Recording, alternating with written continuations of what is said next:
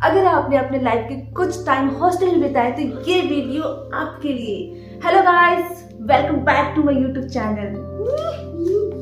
मैं ये वीडियो शुरू करने से पहले उन सारे दोस्तों को टैग करना चाहती हूँ जो मेरे साथ क्लास 6 से 12 तक पढ़ाई की है। वैसे तो मेरा एडमिशन 6 क्लास में हुआ था, पर एक बार एडमिशन हो जाने के बाद मेरी मम्मी पापा ने मोटरी वोटरी बांध के मुझे जो हॉस्टल भेजा, मुझे कभी निकाला ही नहीं और मेरा क्वाड में पढ़ने का सपना ही रह गया। ये वीडियो आगे और ले जाने से पहले जो भी मुझे देख रहा है, जो भी वीडियो अभी देख रहा है, जो भी मेरे सीनियर है, जो भी मेरे जूनियर है, जो मेरे क्लासमेट है, जो भी मुझे जानता है, तो प्लीज कमेंट करके बताना कि आप मुझे जानते हैं। ओहो, मैंने तो अपने हॉस्टल का नाम ही नहीं बताया। रुको, हॉस्टल का नाम भी बता रही हूँ। तो मेरे हॉस्टल का नाम था हॉली क्रॉस हॉस्टल। क्या आप जानते हैं वहाँ एडमिशन लेना इतना आसान नहीं था। काफी मुश्किलों के बाद मेरा एडमिशन वहाँ हो पाया था। मेरी एक कजन है जो हम दोनों एक ही क्लास में थे, बट उसका एडमिशन नहीं हो पाया, बट मेरा एडमिशन हो गया। थैंक गॉड कि मुझे हॉली क्रॉस में पढ़ने का एक मौका तो मिला, वरना मैं आज आपसे अपना एक्सपीरियंस शेयर कैसे करती। आज मैं आपके सामने खोलने वाले कुछ ऐसे राज जो सिर्फ मुझे और मेरे दोस्तों को पता है। तो बने रहिए मेरे वीडियो पे और जानिए क्या था वो राज। हॉस्टल में जैसी एंट्री में भाई साहब, एक रूम में आपको 20-25 लोगों के साथ आपको रख दिया जाएगा। फिर आपसे उनके साथ बनता है नहीं बनता है, आप उनके दोस्त हो नहीं हो, उससे कोई फर्क नहीं पड़ता। आपको रहना है मतलब रहना है। मैं जिस रूम में थी वहाँ लगभग 27 लोग रहते थे एक रूम पे। ऐसे ऊपर नीचे वाले बेड लगे थे भाई, एकदम बड़ा सा रूम भी नहीं था। पर मैं उस 27 लोगों में से मैंने कभी किसी लोगों से मैंने कभी बात ही नहीं करी। उनका एक अलग ही दुनिया था। रूम तो एक था पर रहते अलग अलग थे। तो ऐसे था, मतलब हॉस्टल में ये नहीं कि आपको जिसके साथ रहना आप उन्हीं के साथ रहोगे। वहाँ हर किसी के साथ रहना पड़ता था, फिर चाहे वो आपके दोस्त हो या फिर वो दुश्मन हो, रहना तो पड़ेगा आपको एक ही रूम में। सच बताऊं तो हॉस्टल में रहना इतना आसान नहीं था गाइस। मैं जब अपने पूरे परिवार को छोड़ के जब मैं हॉस्टल में पहली बार गई, मुझे इतना रोना आ रहा था। रोना इसलिए आ रहा था कि उस 25 की भीड़ में मैं किसी को जानती नहीं थी पहली बार। और ये था कि वहाँ नहाना, खाना खाने जाओ तो इतनी लंबी लाइन लगानी पड़ती थी। नहाने जाओ तो 5 लोगों के पास लाइन लगाओ। कई बार तो ऐसा होता था कि मेरे टर्न आते आते पानी ही खत्म हो जाती थी। मतलब इतना गंभीर स्थिति था हॉस्टल का, लेकिन फिर भी उसमें रह करके पढ़ाई करना। और पूरे 12 साल, मतलब 12 साल मेरी पूरी स्कूल लाइफ नहीं थी, मतलब 6 क्लास से पूरा MSc मेरा उस हॉली क्रॉस में बीत गए हैं। मेरा कंडीशन तो काफी हद तक ठीक था, पर मैंने ऐसे बहुत से लोगों को भी देखा था जो हॉस्टल में आने के बाद जो रोना उनका शुरू होता था। मतलब क्या ही बोलूं, मतलब रोना है, ना खाना खाना है, ना ही पढ़ाई करना है, सिर्फ रोना है। और एक था फोन। अगर फोन नहीं होता तो पता नहीं उनका क्या ही होता। एक आपको मैं एक किस्सा बताती हूँ फोन का। हमारे हॉस्टल में फोन अलाउ नहीं था और हमारे हॉस्टल में एक पुराना सा PCO था जिसमें हम जाके फोन कर सकते थे और घंटों लाइन लगाएंगे घर में बात करने के लिए। उसमें भी परेशानी ये होती थी कि हमारे सीनियर आके पहले घुस जाएंगे कि हमें पहले बात करना है। बेचारे जो नए आए हैं वो पीछे रह जाते थे। अब यहाँ पे किसी के पेरेंट्स आ गए, उनके पास सारी भीड़ जमा हो जाएगी कि अंकल फोन दीजिए ना।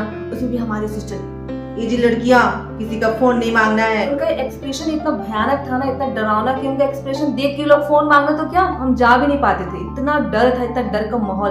वैसे आज अगर मैं आज की बात करूँ तो आज वो माहौल नहीं है। आज तो सबके पास फोन है, पर हमारे जमाने में हमारे टाइम पे no phone, no tab, no laptop, कुछ भी नहीं था। हमें घर में बात करने के लिए महीने हफ्ते इंतजार करने पड़ते थे।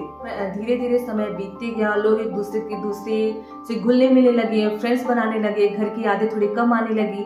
अब लोग क्या था कि अपने में ही बिजी हो गए थे, अपने एक ग्रुप बनाने के दिन भर चुकी चपाटी। अब हॉस्टल का तो यही है ना कि जहाँ मिले सब गपशप करेंगे। उसमें भी ये था कि हल्ला करने वालों का नाम ब्लैक बोर्ड पे लिख दो, हल्ला करने वालों का नाम कॉपी में लिख के जमा कर दो। वो भी एक अलग ही चोचला था हॉस्टल का कि अगर कोई हल्ला कर रहा है तो उसको पनिशमेंट के तौर पे झाड़ू लगाना है, तो सब्जी काटने जाना है, बाथरूम साफ करने जाना है। वैसे ही दिन बीतते जाता था और फिर एक दिन ऐसा आता था जिसको पूरे हॉस्टल वासियों को बेसब्री से इंतजार रहता था। अगर आपको पता है मैं किस दिन की बात करूं तो प्लीज कमेंट में बताना कि वो कौन सा दिन था जिस दिन का हम सभी को बेसब्री से इंतजार रहता था। अब वो कौन सा दिन था?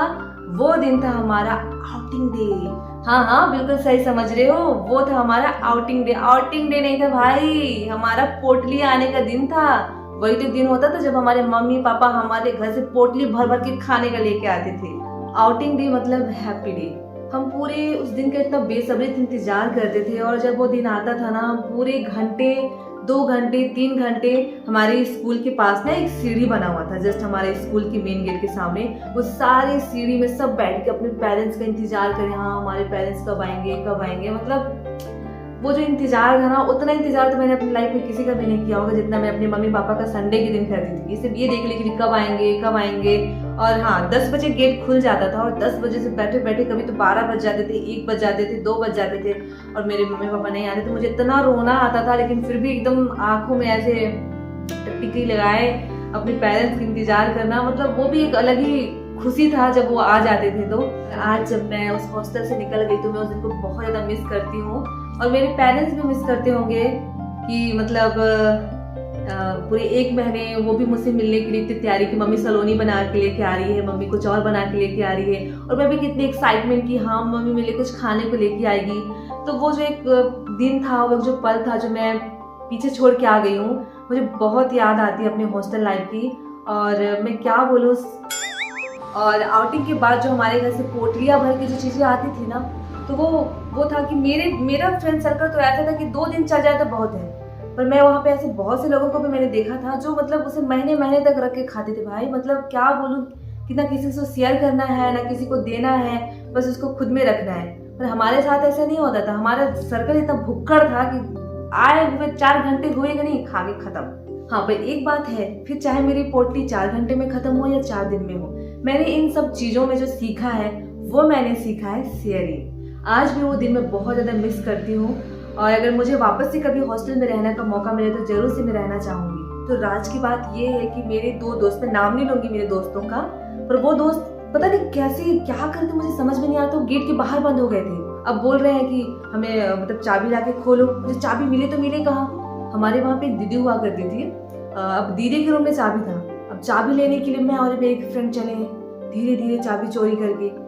मैंने अपने लाइफ में पहली बार, हॉस्टल लाइफ में पहली बार मैंने ऐसे काम किए कि मुझे हॉस्टल से निकलने तक की नौबत आ गई थी। पर थैंक गॉड मेरे दोस्तों के, उन्होंने मेरा नाम नहीं लिया, वरना मैं तो ना हॉस्टल में रह पाती ना मैं घर में रह पाती। ऐसी सिचुएशन आ गया था। अब हुआ ये था कि वो दोनों गेट के बाहर बंद थे, तो हमने क्या किया कि हम धीरे धीरे गए उस रूम पे और हमने चाबी चोरी करी। पहली बार में हमने चाबी चोरी की, वो गलत निकल गया, अब ताला खुल ही नहीं रहा है। अब ये टेंशन कि वापस चाबी छोड़ने जाए तो जाए कैसे। फिर हमने थोड़ी हिम्मत जुटाई और फिर हम फिर गए चाबी लेने के लिए। हम चाबी लेके आ रहे हैं, सारे लोग ऐसे देख रहे हैं कि दोनों जा कहाँ रहे हैं। उस टाइम एग्जाम का टाइम था, सारे लोग एकदम ऐसे टॉर्च जला के ऐसे टॉर्च जला के स्टडी कर रहे थे, क्योंकि हमारे हॉस्टल में ना एक रूल था कि 10 बजे के बाद ना लाइट नहीं जलेगी। तो सारे लोगों के पास अपना एक पर्सनल टॉर्च हुआ करता था, सारे टॉर्च जला के ऐसे पढ़ रहे हैं। अब हम धीरे धीरे जा रहे हैं चाबी लेकर के, जैसे हम चाबी लेके ताला खोल रहे हैं सब ऐसे टॉर्च जला के कौन है कौन है। अब क्या करें, अब उनको अंदर लेके भी आना था और सबको छुपा के भी रखना था। अब फाइनली हमने ताला खोल करके उनको अंदर ले आया। अब दूसरे दिन अनाउंस होता है कि किसने चाबी चोरी करके गेट खोला है। अब मेरी हार्ट बीट इतना तेज बढ़ गया था कि मैं क्या करूं, मुझे समझ नहीं आता कि अगर मुझे अभी हॉस्टल से निकाल देंगे तो मैं अपने पेरेंट्स को क्या बताऊंगी, मेरे मम्मी पापा क्या बोलेंगे, मैं कहाँ रहूंगी। इतनी सारी चीज़ें सभी दिमाग में चल रहा था। फिर फाइनली ये हुआ कि जो गेट के बाहर थे वो गए और बोले कि नहीं, हम लोग खुद से गेट के बाहर थे, हमें किसी ने नहीं खोला। हालांकि सिस्टर को पता था कि कोई ना कोई तो ऐसे है इनके ग्रुप में जो इनकी हेल्प कर रहे हैं, लेकिन उन्होंने हमारा नाम नहीं लिया और हम फाइनली, मैं और एक मेरी फ्रेंड बच गए और हमको हॉस्टल से नहीं निकाला गया। क्या आपने भी अपने दोस्तों के लिए ऐसे काम किए? अगर आपने अपने दोस्तों के लिए ऐसे काम किए हैं तो प्लीज कमेंट करके बताना कि आपने कुछ ऐसे किया है। और आपको अगर हॉस्टल के ऐसे ही राज जानना है तो प्लीज बने रहिए मेरे नेक्स्ट वीडियो पे, और मेरे चैनल को सब्सक्राइब करने नहीं भूलना। Bye bye.